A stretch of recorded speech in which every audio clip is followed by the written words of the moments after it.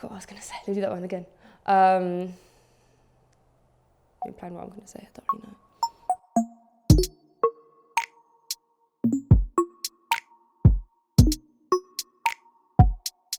Hi, my name's Vicky, I'm a photographer from South London, specialising mainly in music, fashion, portraiture and street photography, and today I'm going to talk you through 3 of my favourite photos. They're not necessarily my favourites, but they're definitely 3 of some of my many favourites. The first photo is this one that I took of RIMON. She's an artist, musician from the Netherlands, and this was shot earlier this year. This was shot during the summer.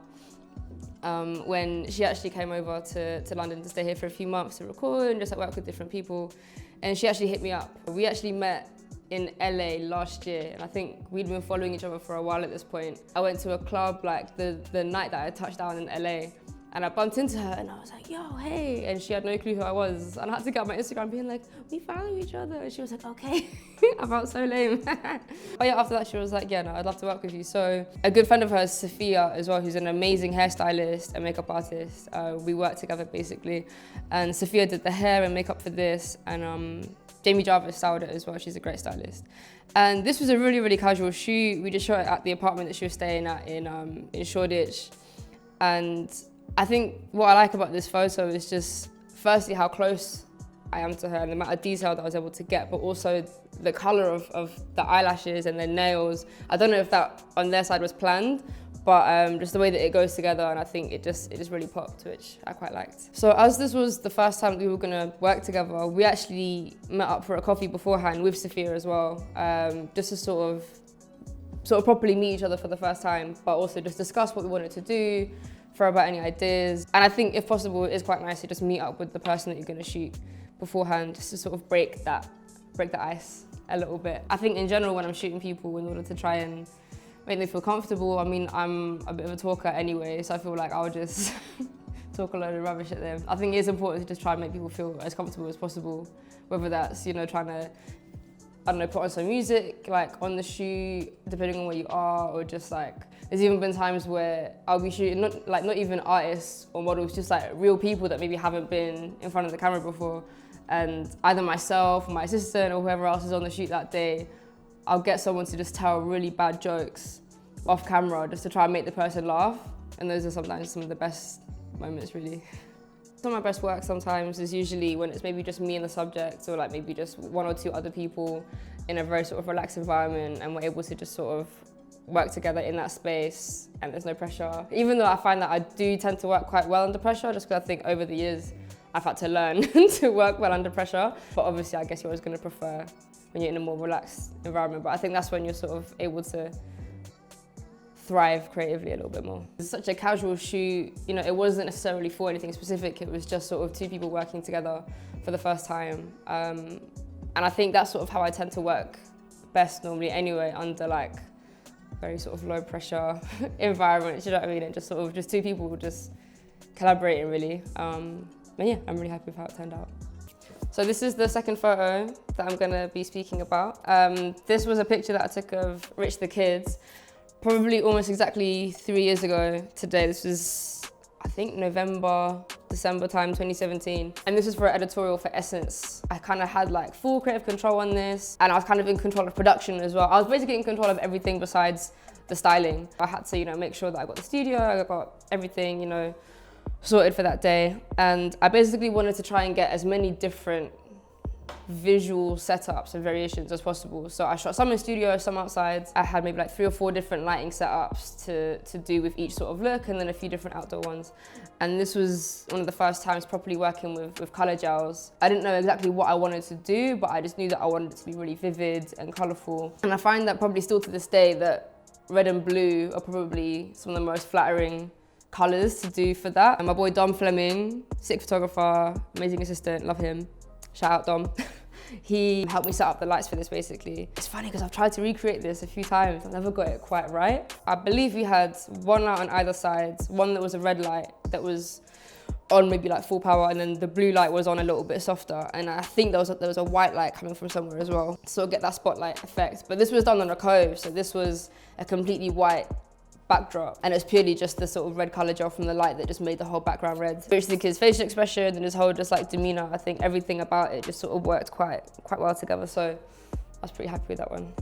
I guess the way that I got into working for sort of slightly bigger clients and bigger magazines was definitely a gradual process, and I think it definitely started with me just sort of going out and shooting off my own back and just shooting for myself, whether I was shooting portraits of friends or, you know, shooting for a friend's clothing brand, and doing a lot of model tests as well. I feel like tests are a very good way to sort of hone your editorial skills in that sense. And then I guess just through putting that out on my Instagram, I think more clients and magazines were able to sort of see what I was able to shoot. So yeah, that was how I got into that. The more that I would shoot and the more that I'd post it on my socials sort of meant that different clients were then able to see what I was, you know, capable of photography-wise. And I think, you know, even though it's still a learning sort of process, obviously the more that you shoot, you're going to be honing your own skills that way. So that was sort of how I guess got into shooting more for magazines. I think working with artists is definitely something that you have to sort of get used to, especially if you're a fan of the artist, but it is paramount that you keep your cool, even if you're like the biggest fan of that person. One thing that I try not to do, as much as I want to, I try not to ask for photos with the artist, unless you know they're going to be completely cool with it. I think probably the only person that I've shot and then asked for a photo of, like, at the same time was when I shot Noel Fielding. Just because I grew up watching the Mighty Boosh and I knew that he would not care. So yeah, I think other than that, you need to just sort of pick your moments as well. I think it's definitely important. I think the main thing with shooting big artists is that you need to make them feel comfortable, because at the end of the day, your main goal is to get a sick photo. And if you've done something to piss them off or to annoy them, then they're not going to want to give you anything. Do you know what I mean? So I think at the end of the day, you just need to make sure that that energy is always on point. Rich the Kid specifically was quite easy and quite nice to work with, especially with an artist of his size. It was quite a nice surprise that he was happy to just sort of, he was happy to be directed and sort of like go with whatever really. So he was, yeah, a joy to work with. So the third photo that I'm going to speak about is this picture, which is probably actually one of my favourite photos. This is of Joe K of Selection. Shout out Selection. Selection saved my life. This was taken around this time last year at Boiler Room Festival, which was a 4-day event. And I was actually working it, so I was shooting every day. But I think this was Joe K's first Boiler Room, and we did a 2-hour set. And I was just at the front for the whole thing, and I remember I had my hoodie on, I was like dripping because it was so hot. But this is probably one of the best sets of my life, and anyone that was there will tell you this was one of the best sets of their life. You can watch it back on YouTube if you're getting FOMO, but don't, because it'll probably make you sad. But this is insane. I feel just like the energy of that night and that set was insane. It was unmatched.